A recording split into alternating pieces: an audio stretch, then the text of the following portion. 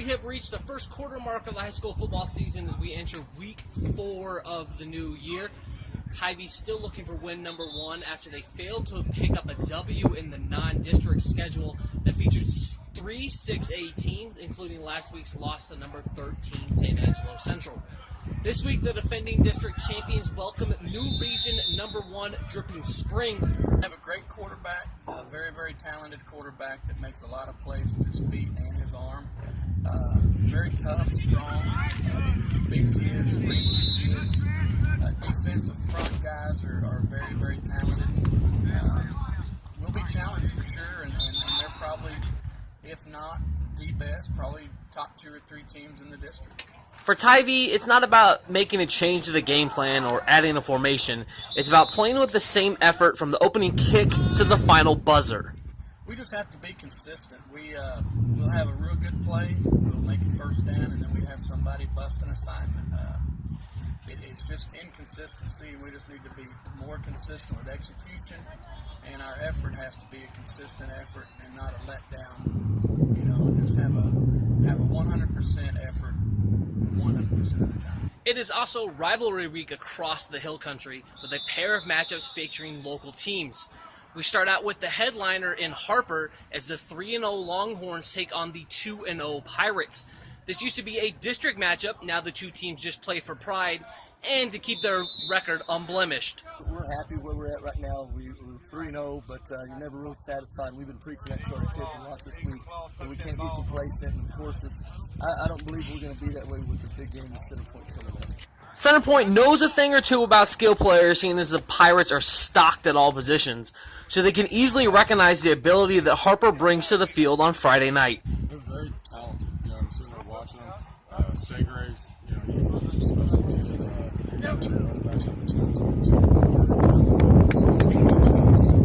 In terms of physical size, the Horns might be one of the biggest teams in 2A. However, being outsized is something Center Point is used to by now.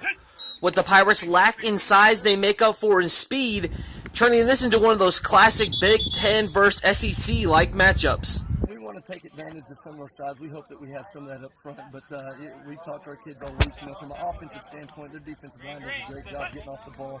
They do a great job on the offensive side of protecting Aaron, so it's something that we've paid attention to, and we're excited to go for it. We're a lot bigger than we are. I mean, every time we play something, so we're just going to have to utilize what we have, play smart, sound, fundamental football, and not make mistakes if we want to have a chance. The second matchup of area teams comes in Comfort. The Bobcats welcome Ingram. The Warriors are still looking for their first win as we hit the quarter mark. This week doesn't figure to get any easier as they have to slow down Jason Faulkner and the Bobcats' running attack. He's a great little running back. He's strong. He's got a big offensive line in front of him. They do a great job of coaching the offense over there, so it's a good challenge for us. Comfort is trying to become more balanced with their new spread offense, but when they need a first down or some big yardage, they still rely on the ground and pound. We still think we're smash mouth. We think we can run the ball. We're getting better at throwing. Bait out our camp. We just think we're getting east of this. So I think we can right now. The Warriors have suffered from getting off to slow starts this season, something the Bobcats are hoping to pounce on this week. They do good things. We're just going to have to hope that we can continue to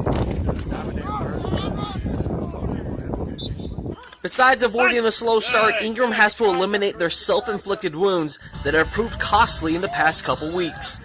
Well, we can't turn the ball over, and that's been kid the last couple of weeks. Can't turn the ball over, and we got to get some times. We've got a couple of last week to get the ball. After splitting a pair of home games, Fredericksburg hits the road for the second time this season.